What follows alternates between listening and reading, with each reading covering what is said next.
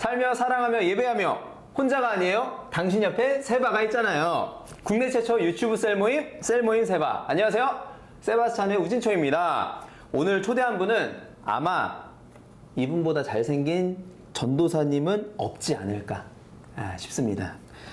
적어도 대한민국에 있는 전도사님 중에 가장 잘생기신, 부담스럽죠? 네. 근데 얼굴만 또 잘생긴 게 아니에요. 또 하나님에 대한 마음 또한 너무 잘생기신, 외모와 신앙까지 모두 겸비한, 게다가 사역도 너무 잘하고 계시는 49만 팔로워와 12만 구독자를 보유한 허니의 일상 채널의 주인이신 최진원 전도사님을 모셨습니다. 근데 어떻게 이렇게 관종이 됐어요? 저도 말이 좀 많아가지고 박찬호 누가 될 것 같아요. 포초 하면은 저 목사님 되고 싶어요. 나이 먹고 목사해도 돼. 만나서 반갑습니다. 네. 설명이 길었죠? 네. 제가 소개를 따로 안 해도 괜찮을까요?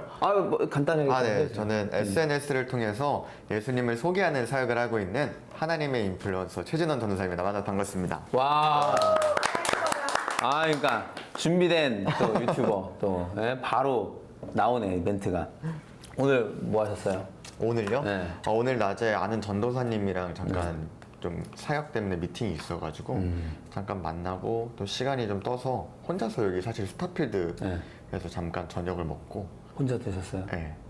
제가 근데 원래 혼밥하는 걸 좋아해요. 진짜요? 네. 그래서 혼자 맛있는 거 먹었어요. 아이라고. 맞아요. 그쵸? 아이가 한 70 넘습니다. 진짜? 네. 근데 어떻게 이렇게 관종이 됐어요? 그러니까 뭔가 원래는 사실 아이가 아니었어요.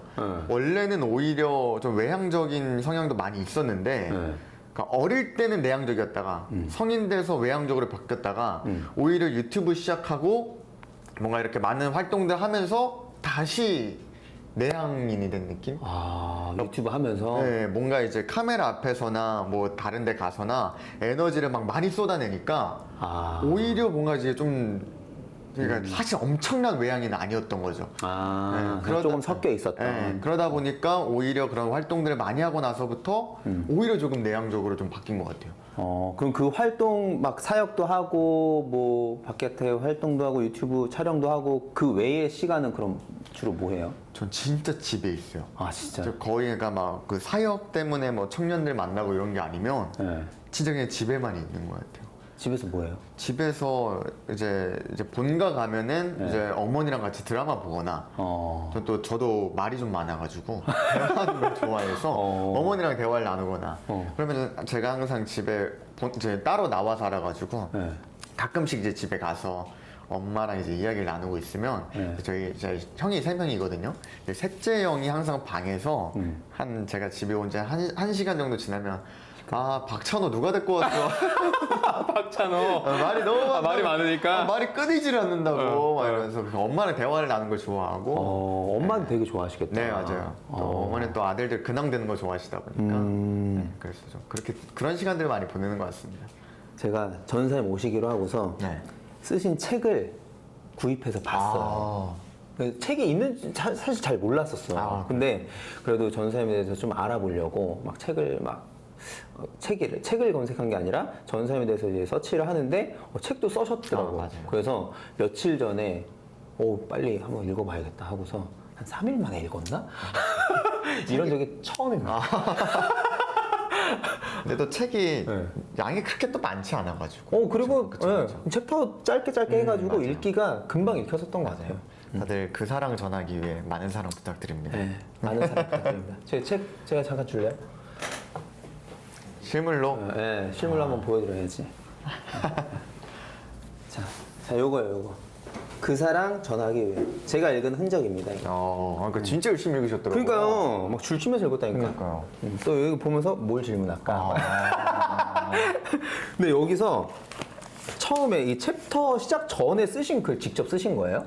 어떤 글이 써져 있죠? 이런 거?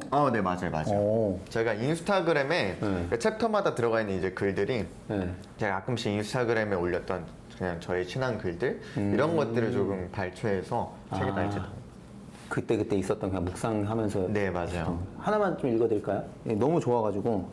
다가오실 의무 없으신 분이, 배려하실 이유 없으신 분이, 약속하실 필요 없으신 분이 다가와 주시고 배려해 주시고 약속해 주시니 이보다 감사한 게 있을까? 이보다 기쁜 게 있을까?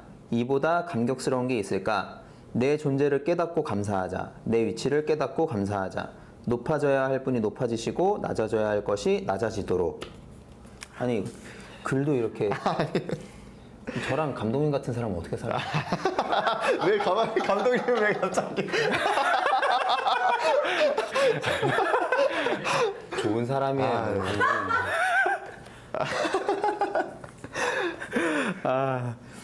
그 사형제잖아요. 아, 맞습니다. 와, 이게 사형제 중에 전사님은 어떤 막내예요? 뭐 얄밉거나 아니면 예쁨을 받거나. 저는 예쁨 받는 막내는 아닌 것 같고요.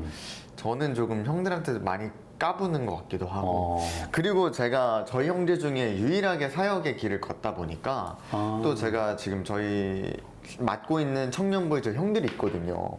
아 진짜? 네.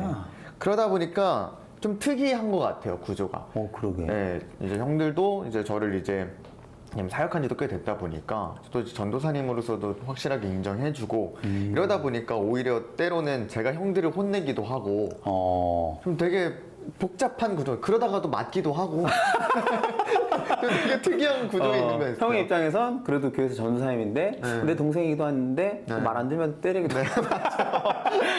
맞아요, 좀 그렇습니다. 어릴 때 많이 싸웠어요? 어릴 때 제가 저희 첫째 형이랑 나이 차이가 좀 나고 둘째, 셋째, 넷째가 이제 조금 거의 연년생인데 그러다 보니까 이제 둘째부터 셋째, 저까지 이렇게 세 명이서 진짜 많이 싸웠는데 사실 저희 집에서 형제들 중에 둘째 형이 유난히 좀 다부져요. 어렸을 때 힘도 세고 그래서 그냥 일방적으로 맞았죠. 뭐 화도 나고 뭐 하지만 싸우지는 못했고요. 그래서 형이 엎드려 뻗쳐하면 뻗치고. 와 진짜? 엄청 무서웠구나. 그렇게 무섭지는 않았는데 그 순간순간만큼은 너무 무서웠던 것 같아요. 뻗치라면 뻗쳐야 될 것 같아. 버튼을 누른 것 마냥. 네, 맞아요. 평상시에 막 그렇게 상하 구조는 아니었는데 뻗쳐 하면은 내가 왜 이러지? 그렇죠. 이렇게 되는 느낌이었죠. 네, 맞아요. 형님 멋있습니다. 그리고 이게 누나가 있다면 모를까. 저는 약간 누나가 있거든요. 근데 이렇게 누나가 있다면 모를까 그 형들밖에 없는 남자들밖에 엄마 말고는 여자가 없는. 그쵸. 그런 데서 어떻게 이렇게 잘 이렇게 자기를 가꾸기도 하고 이게 화장도 진짜 너무 잘하는 것 같아요, 진짜. 저는 언제부터? 근데 그냥 꾸미는 거에 어릴 때부터 관심이 좀 많았던 것 같고 그냥 어릴 때부터 좀 귀엽게 생겼었거든요. 막 형 누나들한테 이쁨 많이 받고 그런데 아까 얘기했던 그 둘째 형이 또 평상시에 저를 꾸며주는 걸 좋아했어요. 약간 저를 옷 입혀주고 약간 이렇게 이런 거를 제가 초등학교 때부터 그럼 그런 걸 좋아해요. 그래서 형이 막 머리도 잘라주고 그러니까 평상시에 그러다 뻗쳐 이러면 뻗쳐 좀 이상했다니까. 왠지 그 둘째 형의 이미지가 난 지금 마동석님이 책임도 다 부지고 뻗쳐 하는데 꾸며주는 걸 좋아해. 근데 그랬어요. 그래서 형이 좀 꾸며주는 걸 좋아했다 보니까 또 제가 그러면서 막 이제 형 누나들이 또 이뻐해주고 또 친구들이 좋아해주고 이러다 보니까 그때부터 강화가 됐구나. 뭔가 꾸미는 맛을 좀 알게 된 것 같기도 하고. 근데 제 기억으로 제가 처음으로 화장품을 건드려 본 게 엄마 화장품을 이제 한번 써본 거였는데 그게 초등학교 6학년 때였던 것 같아요. 와 신기하다. 네. 그때부터 그냥 아무튼간에 그냥 관심들이 있었던 것 같아요. 그냥 줄곧 꾸미는 거에 있어서. 네. 그때부터 엄마 화장품을 한번 네, 발라보고. 몰래 한 번씩 한번 발라보고 이렇구나 그것도 한번 느껴보고 그렇죠. 저도 엄마 화장품이 한번 건드려 보긴 했지만 그 열면 뭔가 같이 열리고 막 이런 게 신기해서 그냥 그 기계적인 그냥 그런 게 신기해 보여서 했었는데 역시 이렇게 화장 실력이 정말 생각보다 경력이 꽤 길긴 그러니까 합니다. 초등학교 네. 때부터면 네, 이거 그렇죠. 굉장한 거예요 지금 이거. 요즘에 여름이 이제 다 지나긴 했지만 바빴죠. 또. 네, 이번 여름도 생각보다 또 이번에 또 보니까 청소년들도 이제 방학이 되게 짧아졌잖아요. 여름방이 짧다 보니까 몰려 있어서 이제 바쁘게 확 지나갔었고 한 몇 주간이. 그리고 제가 이번 여름엔 특별히 맡고 있는 교회 청년부들을 좀 한 명씩 다 개인적으로 신방을 해야겠다라는 마음을 좀 방학하기 전에 주셨어가지고 그래서 근데 사실 제가 그렇게까지 부지런한 사람이 못 되어서 이런 마음을 당장 내뱉지 않으면 아무것도 안 해요. 그래서 마음이 들자마자 청년들한테 미리 8월 달에 이제 좀 여유가 생기니까 그때 다 만납시다 라고 미리 얘기하고 미리 다 신청을 받아서 여름사역 끝나자마자 한 달 내내 계속 지난주까지 계속 청년들 만났던 것 같아요. 그러다 보니까 좀 많이 바빴던 것 같아요, 이번 여름 특히. 그 외부 사역도 많았었고. 네. 엄청 바빴겠다. 외부 사역도 많았고 또 불러주시는 데도 많을 거 아니에요. 뭐 수련회라든지 다른 교회에서도 맞아요. 또 진원 전사님의 있으니까 인플루언서로.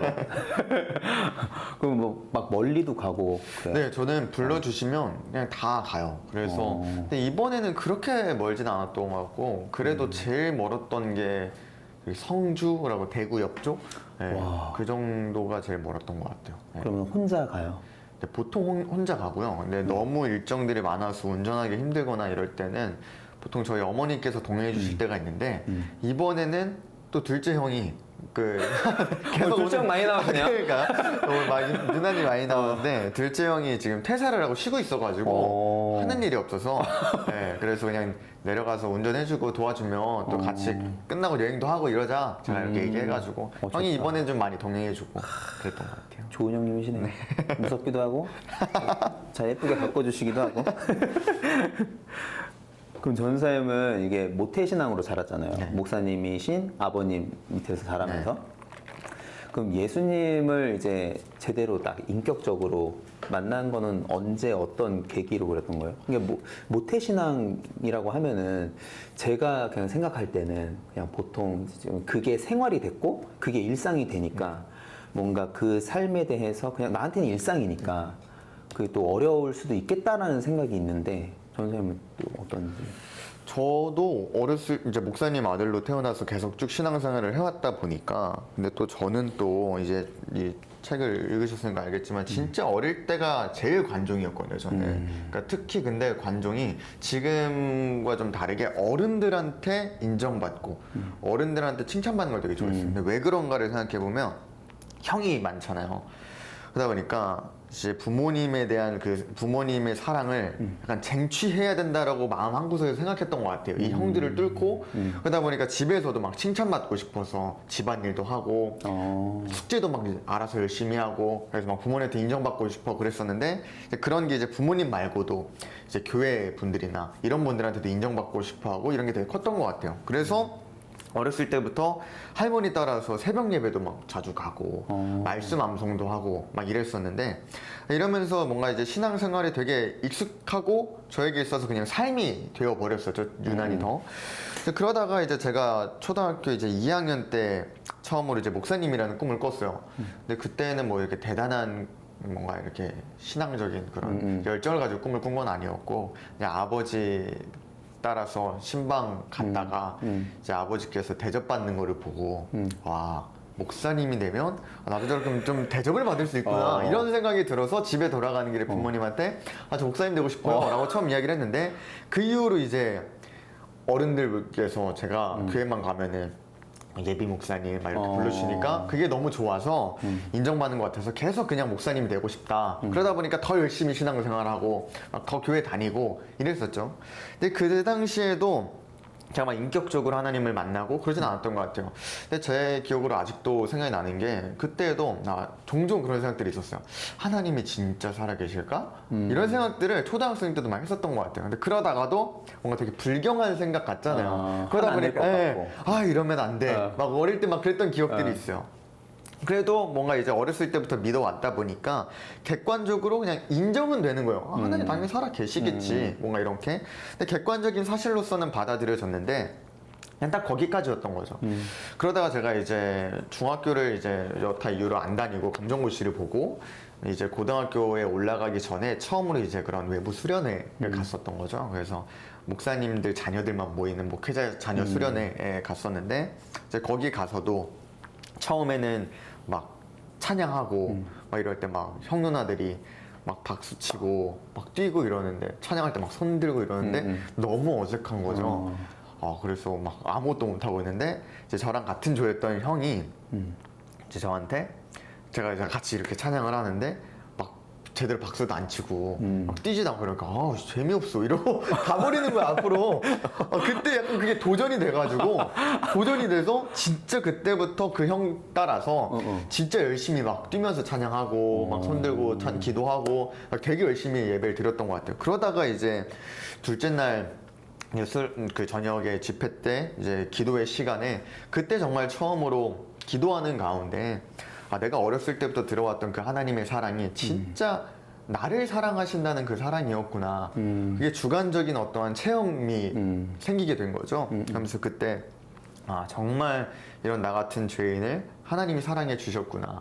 이제 그것이 진정으로 믿고 깨달아지게 되면서 이제 그때 다시 한번 이제 목회자로서의 꿈을 하나님 앞에 결단을 했던 것 같아요. 어렸을 때부터 이러한 꿈을 주셨는데 아 정말 한번 그렇게 살아보고 싶습니다. 내가 받은 오늘 깨달은 이 사랑 전하며 살고 싶습니다. 라는 그런 뭔가 인격적인 만남을 하고 그때부터 더 열심히 신앙생활 계속 해왔습니다. 그 수능 준비하면서 정말 열정적으로 준비를 했었다고 했잖아요. 아, 그렇죠. 수능 준비를 엄청 열정적으로 준비했는데 되게 멋있어 보였던 게 그 대입 그 수능 준비를 하면서 엄청 열심히 준비했었는데 그게 내 커리어 때문이 아니라 단순히 내가 좋은 대학 가기 위한 것뿐만이 아니라 그게 진짜 하나님께 쓰임받는 도구가 되기 위해서 더 열심히 했다라는 게 되게 멋있었고. 감사합니다. 근데 진짜 되게 자세히 감명 깊게. 읽어주셨네요. 그럼요. 이거 또 컨텐츠 찍으려면 또. 농담이고 예전에도 제가 사역했던 교회에서 이제 초대를 해가지고 했지만 그때는 뭐 사실 뭐 이렇게 깊게 교제를 하거나 그럴 수가 없었잖아요. 네. 저희 교회 와주세요. 오케이 하고서 이런 사역을 합니다. 하고서 교회 오셨고 인사하고 감사합니다 안녕히 가세요. 이게 전부였었으니까 아쉬움이 있었거든요. 그래서 또 사람 수집 그런 걸 되게 좋아해요. 사람을 되게 좋아해서 또 더 알고 싶은 마음에 좀 더 읽어봤죠. 감사합니다. 예. 그러면은 그때 어떤 순간에 그런 내가 정말로 하나님을 위해서 열심히 공부를 해야겠다라고 한 게 어떤 계기로 뭐 그렇게 됐었던 거예요? 그러니까 제가 그 하나님을 만난 게 17살이었는데 제가 초등학교 때까지는 공부 잘했어요. 그러니까 진짜 열심히 했어요. 그러니까 제 첫째 형이 이제 서울대 의대를 나왔고 공부를 진짜 잘하는데 제가 형이랑 어렸을 때부터 외모가 좀 닮았었어요. 근데 저도 이제 초등학교 때 이제 둘째, 셋째는 공부를 좀 못했는데 이제 제가 또 갑자기 잘하니까 근데 좀 닮았네. 얘도 잘하겠다 해서 이제 부모님이 기대를 많이 하신 거죠. 그러다가 이제 이사를 가서 이제 좀 학교랑 멀어지니까 제가 그냥 부모님이 너 검정고시 봐서 대학교 일찍 가라 공부 잘하니까 이렇게 해서 검정고시를 봤는데 이제 공부를 안 한 거죠 제가. 왜냐면 진짜 아무도 저를 케어를 안 해줬어요 사실. 그냥 저를 너무 믿으신 거죠. 근데 사실 14살짜리가 어떻게 자기주도 학습을 스스로 그렇게 잘하겠어. 그러다 보니까 맨날 그냥 몰래 게임하고 드라마 보고 이러다 보니까 이제 공부를 너무 안 하게 되었고 그러다 이제 걸려가지고 이제 고등학교를 이제 갑자기 가게 된 건데 그리고 이제 다시 오랜만에 공부를 하려고 하니까 진짜 공부를 못 하더라고요. 그래서 제가 그때 기억이 나요. 고등학교 1학년 때 진짜 열심히 공부하고 수학 시간을 봤는데 제가 20점 만점이긴 한데 제가 1.5점이 나왔어요. 진짜 죄송하지만 형편 없었나? 사실 이렇게 정말 부끄러운 과거라 잘 얘기 안 해요. 살면서 한 5손가락 안에 들어요 이거 얘기한 게. 네. 5번째. 1.5점이 나와서 그때 이제 포기해야겠다. 그래서 그때부터 공부를 이제 거의 안 했어요. 그냥 좋아하는 공부만 하고 별로 공부 안 하다가 고3 때 이제 다시 이제 다들 이제 좀 정신을 차리잖아요. 대학 가야겠다. 그래서 그때부터 이제 공부를 열심히 이제 해 나갔었는데 또 다행히 그때 이제 첫째 형이 좀 공부하는 법을 알려줬어요. 그래서 그때부터 이제 다시 한번 공부를 좀 제대로 했고 그러면서 좀 성적이 확 오르게 됐던 거죠.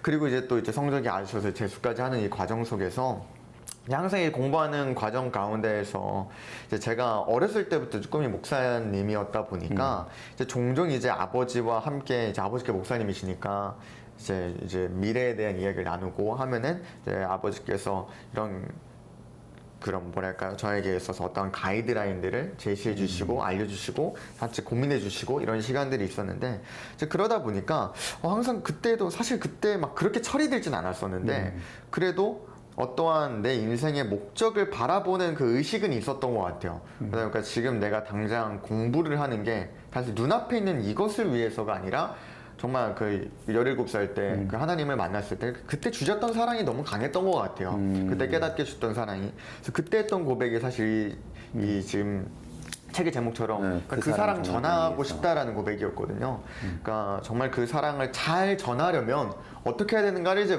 아버지께서 계속 알려주셨던 거죠. 정말 훌륭한 목사가 돼야 된다. 근데 그러려면은 정말 공부도 열심히 해야 된다. 왜냐면은 이제 나중에 성도님들을 만날 때 정말 똑똑하신 분들도 있고 정말 훌륭하신 성도님들도 있는데 커버하려면 잘 가르치려면 그보다 더 많은 공부를 해야 되고 너가 정말 성장해야 된다 이런 가르침들 많이 주셨다 보니까 그래서 계속 그 공부하는 가운데에서도 계속 그런 의식들이 생겼던 것 같아요. 아 정말 좋은 목사님 되려면 열심히 공부해야 되니까 그러니까 해보자 약간 이런 마음들 계속 더 들었던 것 같아요. 네. 그 이제 갑자기 이제 계획에도 없었던 인플루언서가 됐단 말이죠. 아 그렇죠. 생각하고 한 건 아닐 거잖아요. 네 맞죠. 책도 보니까 그때 이제 공부를 하면서 재수 공부를 하면서 또 어떻게 또 관심을 이렇게 보일 수 있을까? 하다가 시작하셨다고 들었는데, 근데 이렇게까지 갑자기 이제 인플루언서가 됐는데 그게 사람만큼 또 간사한 동물이 없잖아요. 그때 어느 순간 내가 좀 이제 유명해지기도 했고 팔로워도 많아지고 하니까 그 교만해졌다고나 할까? 뭐 그런 시기가 좀 있었어요. 있었던 것 같아요. 근데 그게 언제였냐면 한 유튜브도 시작하고 나서였는데, 그러니까 어떤 생각이 들었었냐면, 그러니까 제가 이제 인스타그램을 처음 시작하고 나서부터 막 이제 인스타그램을 막 이랬는데 막 기획사들에서도 막 연락도 오고 막 그랬을 때 저희 아버지는 되게 생각보다 저희 아버지도 이제 저희 총신 선배님이신데 정말 개방적이세요. 정말 그러다 보니까 그럴 때도 이제 저 이런 연락 왔으면 아빠 가봐 해봐 나중에 나이 먹고 목사해도 돼.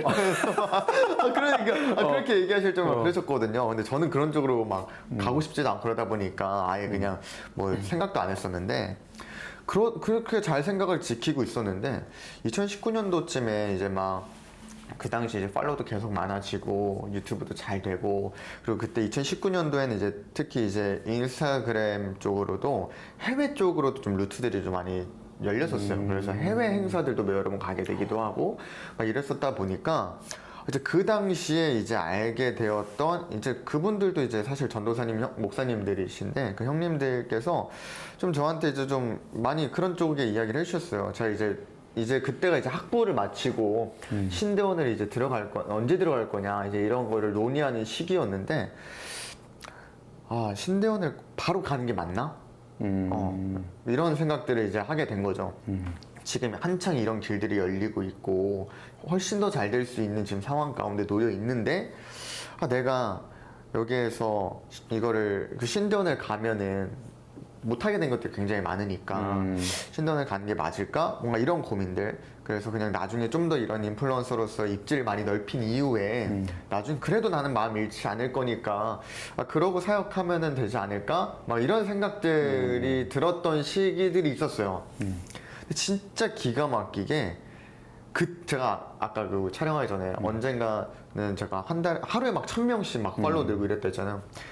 저기 그때부터 팔로우가 안 늘기 시작하는 거예요. 그렇게 한 달 정도가 완전 진짜 없었던 정체가 갑자기 생긴 거죠. 그래서 그 시간 동안 이제 또 제 마음속에 깨닫게 되었던 게 그러니까 제가 처음 이제 그 인스타그램을 하면서 팔로워가 많아지고 또 많은 분들에게 신앙적인 어떤 메시지들이 오게 되고 또 하나님께서 많은 열매들을 보여주심을 통해서 제가 깨닫게 되었던 건 하나님께서 지금 이 SNS라는 이 문화를 통해서 이 미디어를 통해서 하나님이 정말 역사를 이루어가고 계시는구나 역사하고 계시는구나 그리고 이러한 사역을 하라고 이렇게 복음 전하라고 나에게 이러한 영향력을 주신 것이구나 라는 깨달음이 있었고 그래서 더욱더 복음을 녹여내기 위해 노력했었고 그래서 유튜브도 시작했던 건데 어느 순간 이제 그 시선이 저도 모르게 저한테 오게 되었던 것 같아요. 나 잘 나가는데? 나 더 잘 될 수 있겠는데? 막 이런 생각들. 그러면서 이 영향력이 사실은 내가 이루어낸 게 아니라 하나님이 나에게 주신 것이었는데라는 명확한 어떠한 깨달음과 그런 마음들이 있었는데, 그때 그게 저도 모르게 많이 흔들렸던 것 같아요. 나 이 정도 돼. 나 더 잘 될 수 있어. 이런 마음들. 근데 그때 이제 그런 마음들이 막 피어오르다가, 그때 그런 시간들을 통해서, 아, 이게 나구나. 내 힘으로는 난 더 잘 나갈 수 있고, 이게 아니라 난 이것도 사실 너무 과분한 사람이었는데, 내 영향력이 아니었는데 내가 진짜 잘못 생각하고 있었구나. 그때 그 한 달의 시간을 통해서 그때 깨닫고 다시 마음 좀 다잡고 교만하지 말자. 좀 그런 시간을 보냈던 것 같아요. 네. 그렇구나. 아, 근데 진짜 아쉽네요. 제가 다 아쉽네요. 저 외모가 제가 보면 볼수록 이게 부담스러울 수 있겠지만 진짜 잘생겼어요. 아닙니다. 이게 또 아이돌 그 세계에 들어가서도 또 복음을 전할 수 있는, 아닙니다. 또 하나님의 계획은 또, 또 이쪽으로 열어주셨으니까 또 계속 잘 해 나가실 거라고 믿고, 이게 악플 때문에 또 많이 힘드셨을 것 같아요. 그렇죠? 네, 그쵸. 악플 참 많이 받았죠. 많이 받았죠. 네, 진짜 많이 받았죠. 이거는 진짜 자신할 수 있어요. 그랬을 것 같아. 네, 진짜 자신할 수 사실 있어요. 이런 캐릭터가 없었잖아요. 그렇죠. 그리고 전도사야. 또 잘 꾸미고 화장도 해. 이게 독특한 캐릭터였어. 그쵸. 혹시 생각나는 악플? 뭐 이런 게 있어요? 뭐 많은데 사실 그 악플도요. 진짜 이게 이 마음에 남는 악플은 뭐냐면 정성이 가득한 악플이 제일 마음에 남아요. 그러니까 단순히 막 그냥 뭐 인신공격하고 뭐 이런 거는 뭐 그냥 기분 나쁘고 뭐 꼴보기 싫어 뭐 이런 되겠지만 거는 뭐, 뭐 그럴 수 있겠지만, 정말 막 장문의 막 악플들이 있죠. 저 처음에 유튜브 시작했을 때 이제 달렸던 것들은 진짜 우리나라의 역대 훌륭한 목사님들의 성함들을 쫙 열거를 해요. 진짜 정성이다. 쫙 열거를 하고, 이분들이 너와 같은 젊음의 때 이러고 있었는 줄 아냐? 이러고 있었겠냐? 네가 진짜 참된 사역자라면 이러고 있겠냐? 막 이런 식의 이제 이야기들도 좀 많이 하시고. 그럼 지금은 어때요? 그런 이제 악플들에 의해서 좀 많이 영향을 받거나 뭐 그래요? 근데 이전보다는 많이 강해진 것 같기는 해요. 제가 워낙 아까 말했던 것처럼 칭찬받고 인정받는 것을 어렸을 때부터 좋아했던 사람이다 보니까, 99명이 저를 좋아해도 한 명이 조금 이렇게 보는 게 느껴지기만 해도 막 그게 생각나고 마음이 안 좋고 이런 사람이었는데, 근데 막 그래도 살면서 그렇게 막 미움을 받는다거나 이런 일이 없었는데, 이 유튜브를 시작하고 나서 심지어 같이 예수님을 믿는 사람들한테 이런 비난들을 당하니까 더 마음이 혼란스러운 거죠. 그리고 그 이제 막 예수님께서 말씀하시잖아요. 너희가 이제 나로 인하여 이제 그 핍박을 당하고 박해를 당하며 하늘의 상이 크다고 하는데, 근데 이것도 해당이 되나? 난 그게 좀 헷갈리는 거예요. 같은 예수님 믿는 사람들한테 물어보는 것도 이게 나 하늘의 상이 지금 있는 건가? 뭐 내가 어떻게 내가 해석을 해야 될지 모르겠으니까 막 혼란스럽고 힘든 거예요.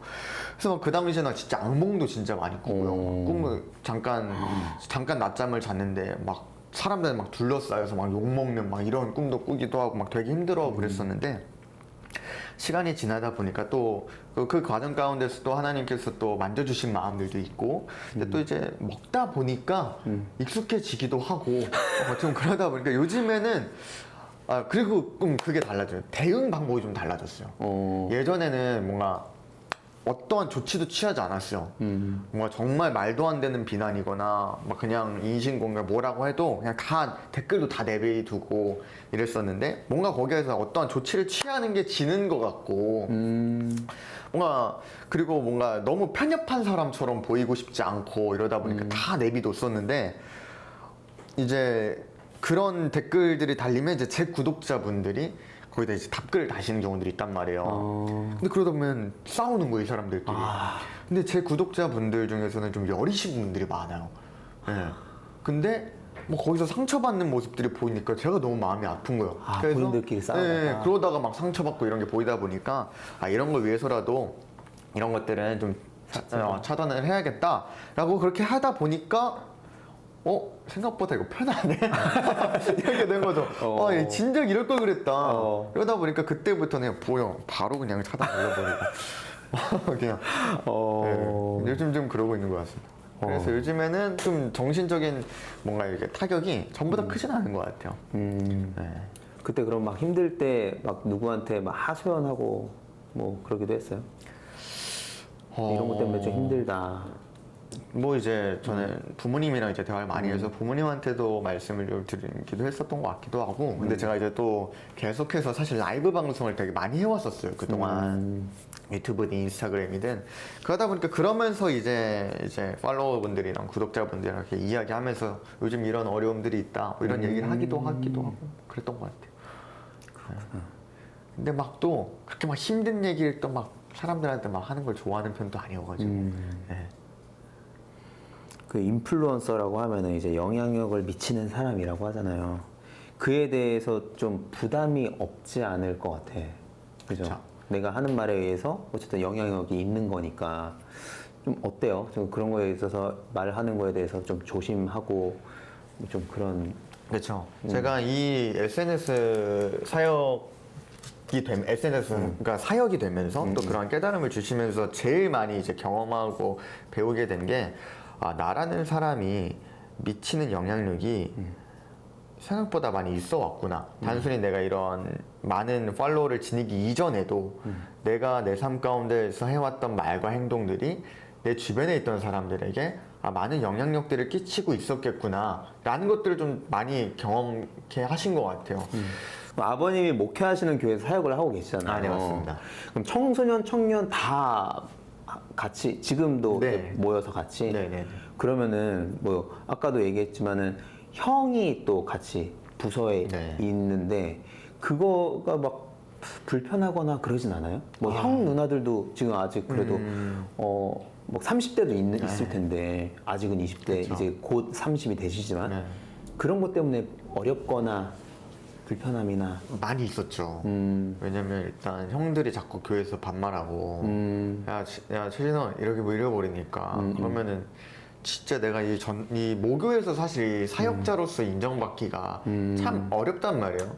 그래서 굉장히 오랜 시간 동안 막 공들여서 진짜 막 노력해서 이제 좀 사역자로서 좀 인정받는 것 같고 이랬는데, 야 최진원 이래버리면 한순간에 뭔가 이렇게 무너져 버린 것 같다 보니까 또 가끔씩 정말 이제 신앙적으로 이제 청년부 인원들한테 딱 이제 전도사로서의 권위를 가지고 딱 이야기를 했는데 바로 딴지를 걸어버리고 반박을 해버리고 막 이래버리니까 진짜 쉽지 않다, 너무너무 힘들다 막 이런 순간들도 진짜 많이 있었죠. 같이 신앙생활하던 형 누나들도 계시고 이러다 보니까 좀 어려움들이 많이 있기는 했었죠. 근데 지금은 그래도, 그러니까 오히려 근데 제가 한편 감사한 게 외부에서 외부 사역들이 많아지고 딱 밖에서 좀 인정도 좀 해주시고 이러다 보니까, 그러면서 갑자기 교회 성도님들도 확 이제 그래도 이제 전도사님으로서 확 인정을 해주시고, 그리고 이제 다른 이제 교회 형 누나들도 좀 더 그렇게 많이 봐주시게 된 것 같아요. 그래서 지금은 다들 존댓말 쓰세요. 옛날에 막 그냥 진원아 이렇게 하셨던 분들도 존댓말 쓰시고, 저도 이제 그냥 누누 형제님, 누누 참 그냥 이렇게 부르거든요. 그러다 보니까 요즘에는 좀 많이 완화가 된 것 같아요. 그런 어려움들이, 고충들이 많이 있었는데 한 최근 1, 2년간 급격한 좀 변화를 맞이해서 요즘은 좀 마음이 편합니다. 네. 그러니까 한성교회도 서시고. 멋있다. 아유, 진짜 저 같았으면 아예 모교회에서는 안 했을 것 같아. 지금 사역한 지 얼마나 되신 거죠? 저 지금 이 교회에서 지금 9년째 오. 하고 있는데, 정말 이거에 대해서 저는 하나님 앞에 씨름을 좀 많이 했던 것 같아요. 왜냐면은 원래 제가 생각할 때 아까 얘기했던 것처럼 아버지 목사님이랑 이제 앞으로 플랜들을 짜왔었고 그랬었는데, 사실 SNS 때문에 다 바뀐 거예요, 제 플랜들이. 네.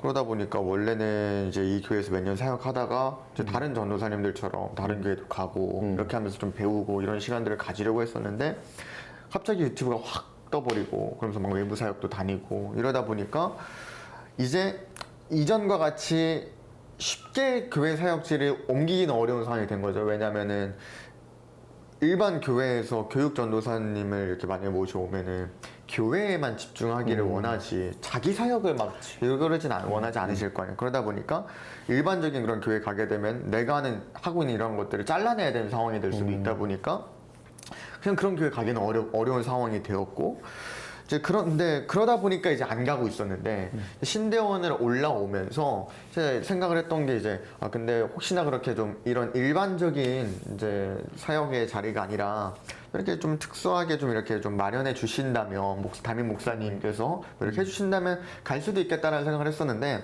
그 당시에 이제 어떤 교회에서 좋은 제안을 해주셨어요. 뭔가 이제 협력 사역자로서 이렇게 특수 사역 이렇게 좀 오면 어떻겠냐 이렇게 좀 얘기를 해주셨는데 처음으로 혹했던 거죠. 그래서 이제 그때 이제 저희 부모님한테 말씀을 드렸어요. 이런 이야기가 있는데 괜찮을 것 같기도 하다 이렇게 말씀을 드렸는데 이제 저희 부모님이 분명히 제가 이제 어디 교회 가고 이런 거에 대해서 완전 뭐 우리는 약간 이런 느낌이었는데 제가 그때 이렇게 말씀을 드리니까 처음으로 제가 말씀드린 거예요. 되게 서운해 하시는 거예요.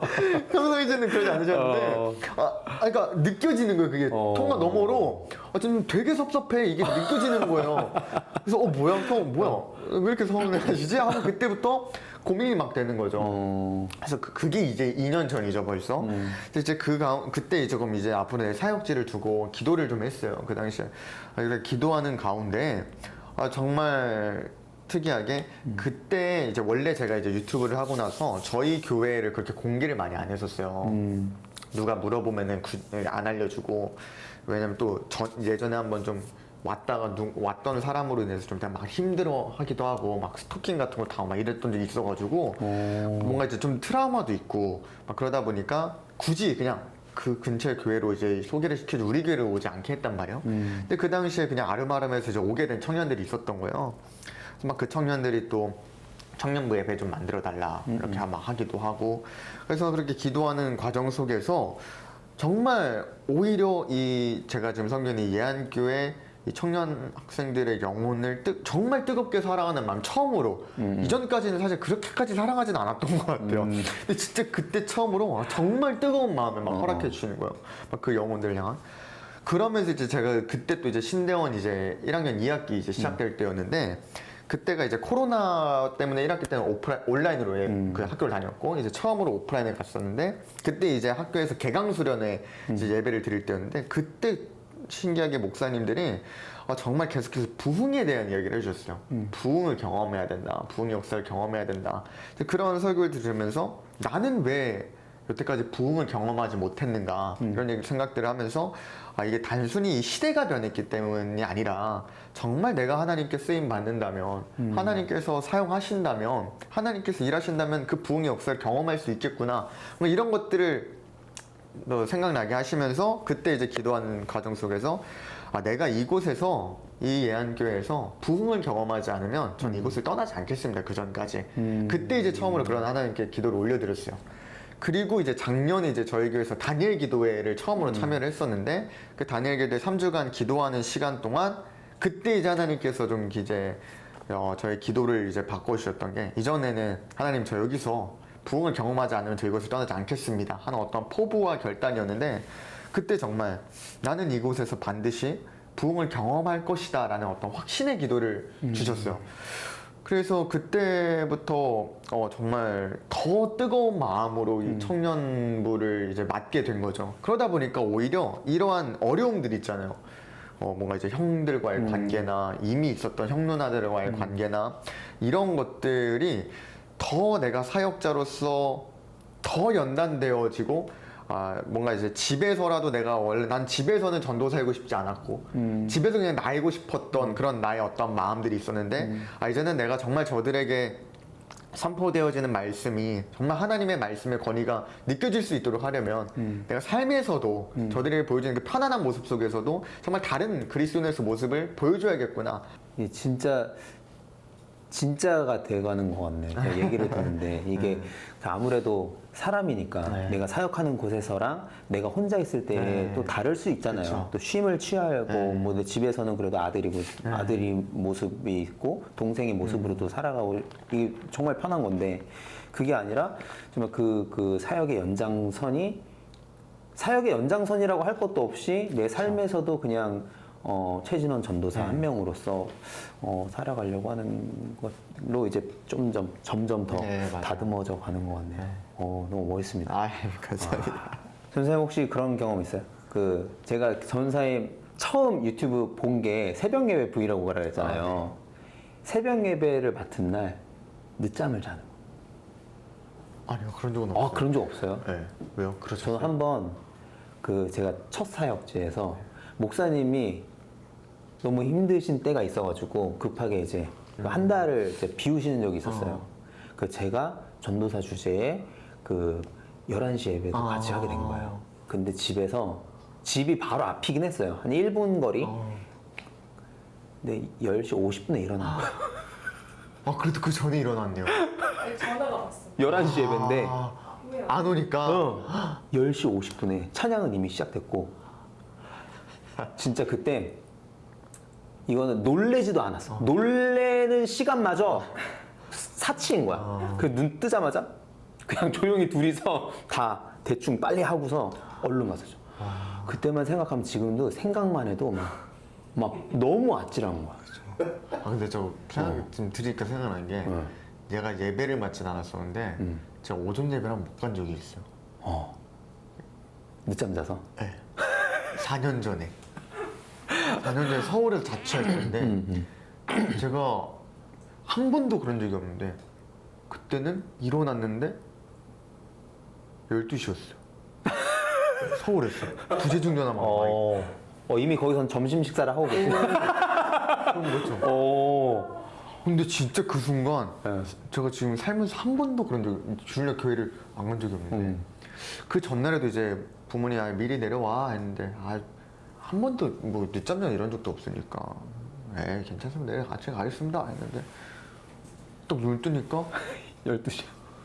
진짜 전 그때 뇌종지가 왔어. 진짠가? 이게 현실일 수가 없는 거예요, 진짜로. 대예배를 내가 안 갔다고. 그래서 그때 이제 진짜 너무 그것도 너무 무서운 거예요.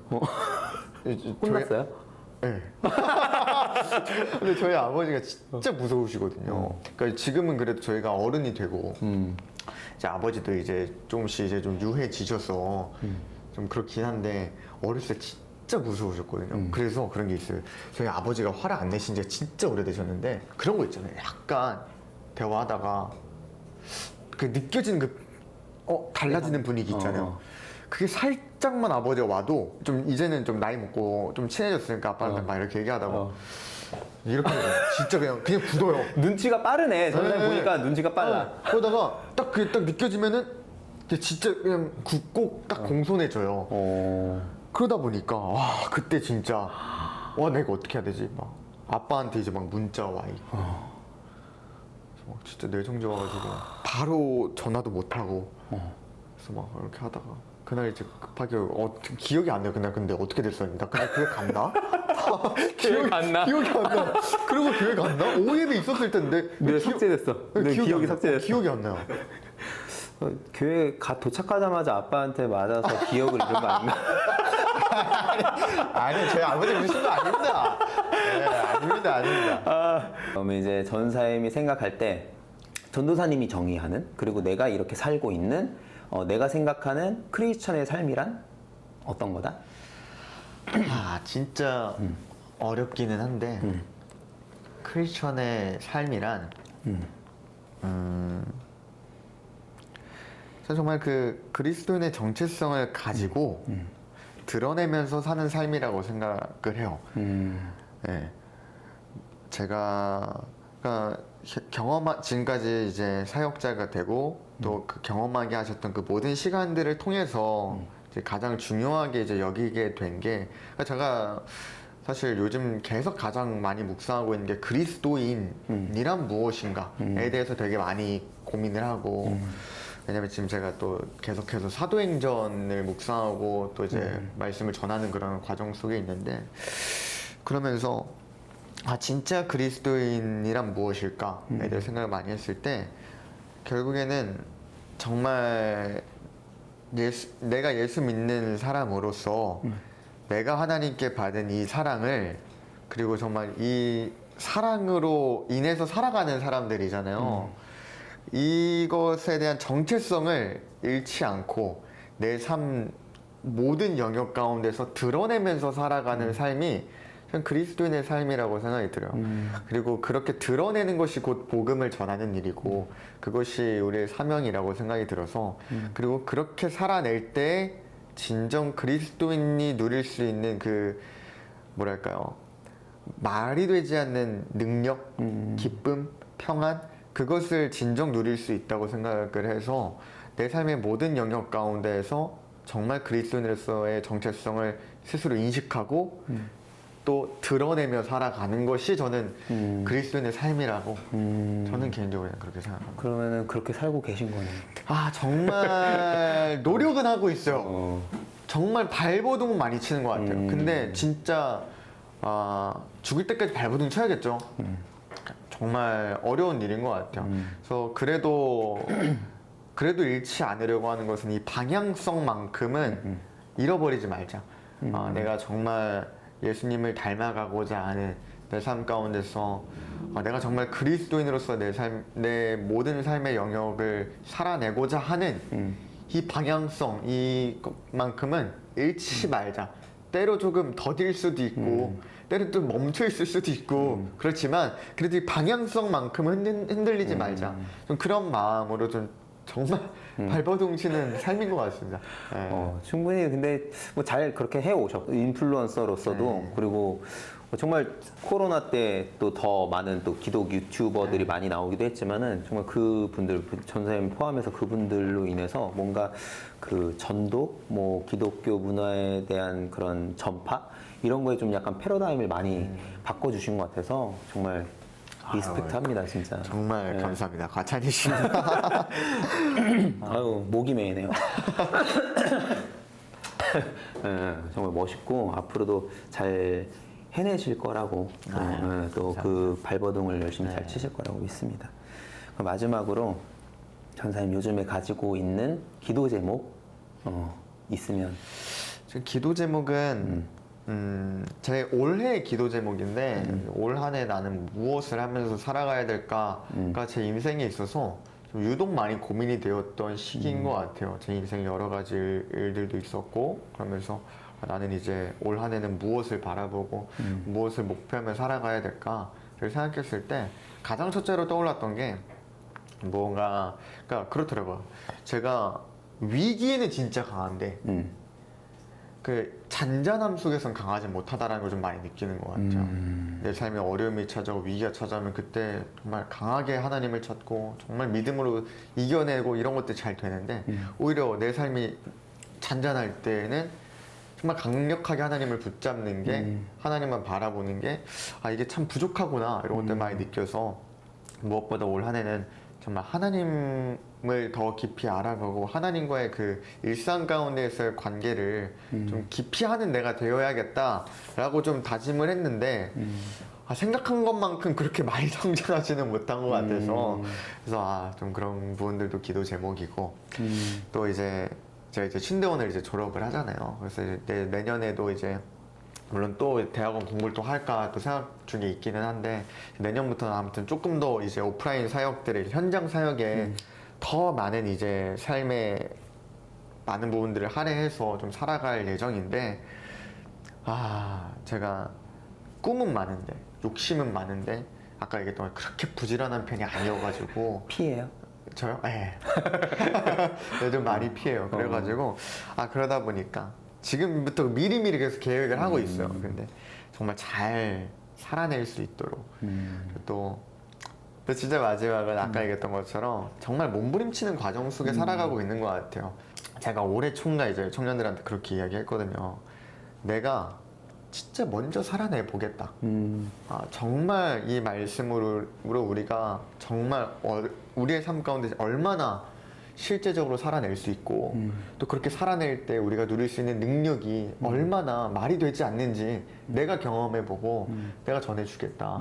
그러니까 같이 와줘라 이런 이야기들을 했었거든요. 근데 때로 이제 나의 삶 가운데에서 정말 그렇게 당차게 정말 뜨거운 마음으로 청년들에게 선포하고 같이 나아가자고 내가 이끌어 보겠다고 같이 한번 우리 열심히 해보자고 했는데 또 내 삶 가운데에서 정말 그랬던 말들이 무색해질 만큼 또다시 인간적인 연약함들이 그런 감정들이, 그런 마음들이 올라오고 또 그렇게 살아내는 저의 모습들을 보면서 여전히 이전보다 참 많이 다듬어졌다고 생각했는데, 이전보다 좀 많이 성장했고 성숙했다고 생각했는데 여전히 많이 부족하구나를 계속해서 느끼는 과정 속에 있는 것 같아요. 그래서 정말 열심히 몸부림치고 있는데 앞으로도 계속 잘 몸부림치고 싶다라는 마음이 드는 것 같아요. 언젠가 한순간 놓아버리고 싶지 않은, 그래서 앞으로도 계속 잘 몸부림칠 수 있도록 그렇게 또 좀 기도 제목이 있어요. 아유, 그래서 제가 생각하는 크리스천의 삶이 저 몸부림이거든요. 그리고 아까 말하시는 중에 되게 공감이 갔던 게 그 잔잔함 속에서 이렇게 살아내는 게 어렵다고 했잖아요. 저도 그것 때문에 한동안 좀 고민이 많았어요. 왜냐면 학창 시절에는 또 신앙생활 하는 게 그거에 대해서 걸림돌도 많고, 또 진학철이 되면은 또 대학교 가서도 어려운 게 많고, 또 대학교로 가서도 또 어려움이 있고, 과제니 조별 과제니 이런 게 있으면은 또 그런 것들 때문에 뭐 주일날 뭐 오니 많이, 전 청주에서 학교 다녔거든요. 그래서 매주 올라오는 거에 있어서 그런 것 때문에 막 늘 씨름하고 막 그랬던 경험. 그리고 이제 취업을 할 때, 취업을 그리고 해서 막 이때는 막 되게 스펙타클하고 막 그럴 때는 막 싸우고 막 기도도 막 엄청 뜨겁게 하고 막 되게 막 누가 보면은 진짜 뭐 무슨 막 아프리카도 지금 갈 것처럼 그런 막 열심으로 했었다면, 이게 어느 정도 그런 나를 제약할 수 있는 것들이 조금씩 없어지는 때가 되고 내가 주도적으로 살아가는 그 때가 되니까 누군가 나를 괴롭히는 게 없으니까 이게 저도 약간 그 잔잔함 속에서 이게 맞나? 내가 지금 신앙생활을 잘하고 있나? 에 대해서 좀 많이 고민했던 시기가 있었거든요. 그래서 그 부분이 좀 많이 공감이 돼서 같이 기도하고 우리 같이 또 몸부림치면서. 좋습니다. 역시 최 씨는 멋있네요. 씨? 씨가 괜찮습니다. 알겠습니다. 이렇게 또 저희를 또 비롯해서 저희 또 세바 작가님들, 그리고 이 영상을 보는 많은 구독자님들이 또 진원 전사님 주신 그 기도 제목들 잘 기억해서 같이 기도하면서 우리 감사합니다. 혼자가 아니에요. 당신 옆에 세바가 있잖아. 네. 그렇습니다. 그럼 이제 어때요? 처음 아까도 잠깐 말씀하셨지만은 이런 자리는 처음이었다고. 네, 진짜 사실 그 보내주셨던 예상 질문지가 한 3개 정도였잖아요. 그래서 뭐야, 되게 짧네? 이렇게 또 생각을 했었고 그냥 이런 이야기들 나누겠구나라고 생각을 했었는데, 처음부터 거의 뭐 저의 삶을 이렇게 개관하게 될 줄 몰랐었는데 저도 이제 오랜만에 저의 삶을 돌이켜보니까 또 새로웠고 근데 너무 즐겁고 좋은 시간이었습니다. 네, 또 오랜만에 이렇게 또 사람을 좀 잘 안 만나다 보니까 또 사람만의 이야기도 많이 나누고 너무 즐거웠습니다. 감사합니다. 나와주셔서 감사합니다. 아닙니다. 감사합니다. 앞으로도 또 종종 또 다른 걸로도 또 만날 수 있으면 너무너무 좋겠네요. 네. 얼마든지. 그리고 이게 뭐 아까 여기 와가지고 작가님이 사진을 찍어주셨는데 말이 안 돼요. 진짜로. 그래서 저 너무 놀래가지고 정말 오늘 기분 좋게 집에 갈 것 같아요. 진짜. 저희가 선물 감사드립니다. 드렸습니다. 최고입니다, 최고. 경험해보세요. 이게 진짜 그냥 하는 말이 아니라 말이 안 돼요. 저도 이제 나름 또 인플루언서 활동하면서 많은 사진 촬영을 했었는데 진짜 이거는 말이 안 돼요. 아까 찐으로 약간 감탄을 하는 게 진짜 제가 뭐 이렇게 막 거짓으로 리액션하는 사람이 아니거든요. 제가 인팁인데 그냥 진짜 되게 솔직하고 그냥, 그런데 와 이거는 그냥 와 이거 막 감탄이 막 절로 나올 정도로. 어때요? 기분 좋습니까? 네! 진짜 대박입니다. 너무 감사드립니다. 너무 감사해요. 또 좋아해 주셔서 너무 감사합니다. 그럼 우리 마지막으로 우리 구독자님한테 인사를 할 건데, 저희 구독자님들을 세바라기라고 하거든요. 세바라기요? 세바라기들. 그래서 마지막에 세바라기들 안녕 하고 끝낼게요. 네. 되게 간단하네요. 엄청 간단하죠? 뭐 어떤 멘트가 있는 줄 알았어요. 없어요. 알겠습니다. 마지막으로 인사하고 마치도록 하겠습니다. 여태 지금까지 이제 최진원 전도사님이었고요. 둘, 셋. 세바라기들 안녕.